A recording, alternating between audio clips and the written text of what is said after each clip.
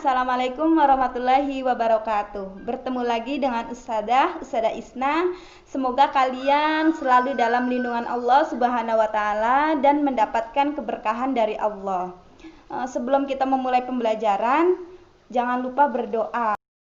Karena untuk menyingkat waktu, Ustadzah langsung akan menjelaskan mengenai sel. Kemarin itu kita memang sudah membahas sel, tapi khusus untuk globalnya saja, jadi tidak masuk ke inti-intinya.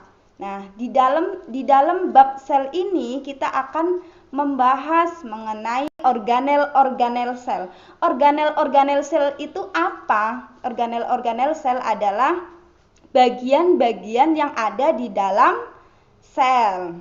Nah, untuk struktur organel sel tumbuhan membentuk hubungan untuk bisa menjaga sistem metabolisme serta pertumbuhan yang terjadi pada tumbuhan yang tetap terjaga. Jadi yang akan kita bahas itu tentang sel tumbuhan. Untuk sel hewan kita akan bahas di pertemuan selanjutnya. Bagian-bagian sel pada tumbuhan dibagi menjadi 3. 1. Dinding sel, 2.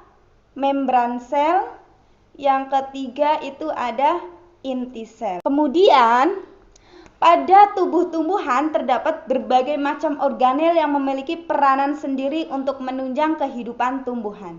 Organel pada tumbuh-tumbuhan terdiri atas misalnya nih ribosom, nukleus, badan Golgi, vakuola, mitokondria, kloroplas, peroksisom, dan retikulum endoplasma.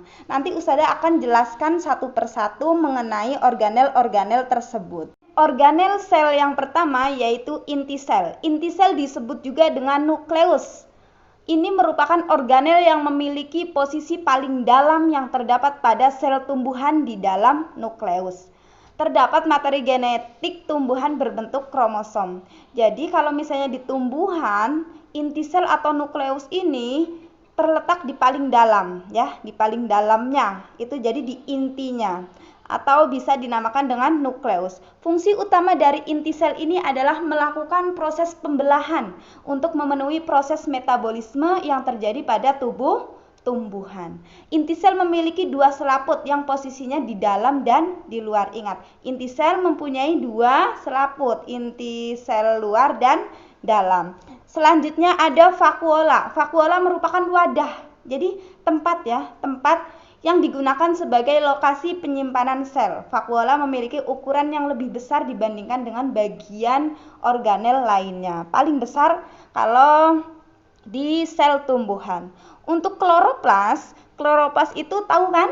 Tahu nggak? Sedikitnya kalian mungkin sudah pernah mendengar apa itu kloroplas. Kloroplas merupakan organel yang mengandung klorofil sehingga membuat tumbuhan mampu memiliki pigmen berwarna hijau yang mengatur tumbuhan, misalnya daun menjadi warna hijau. Ini tuh namanya kloroplas. Selanjutnya ada retikulum endoplasma. Retikulum endoplasma atau yang disebut dengan RE merupakan organ yang berperan sebagai jembatan untuk menghubungkan sitoplasma dengan nukleus. Jadi antara sitoplasma dan nukleus itu ada jembatannya. Jadi ada yang menghubungkannya. Yang menghubungkannya itu namanya retikulum endoplasma. Selanjutnya ada mitokondria. Mitokondria memiliki bentuk lonjong yang mengandung enzim guna memecah karbohidrat. Selanjutnya ada peroksisom. Peroksisom merupakan organel pada sitoplasma yang berukuran kecil serta memiliki lapisan membran tunggal. Ada badan Golgi. Badan Golgi memiliki bentuk seperti kantung tipis yang memiliki susunan berlapis. Secara umum, badan Golgi memiliki bentuk yang sama dengan retikulum endoplasma. Jadi mirip ya, antara badan Golgi sama retikulum endoplasma itu bentuknya mirip. Yang selanjutnya itu ada ribosom. Ribosom merupakan butiran yang dihasilkan dari nukleoprotein sehingga bentuknya sangat kecil. Ribosom terdiri dari 2 jenis sifat, yaitu bebas dan terikat. Kalau misalnya kita lihat, ribosom itu biasanya bentuknya titik-titik gitu.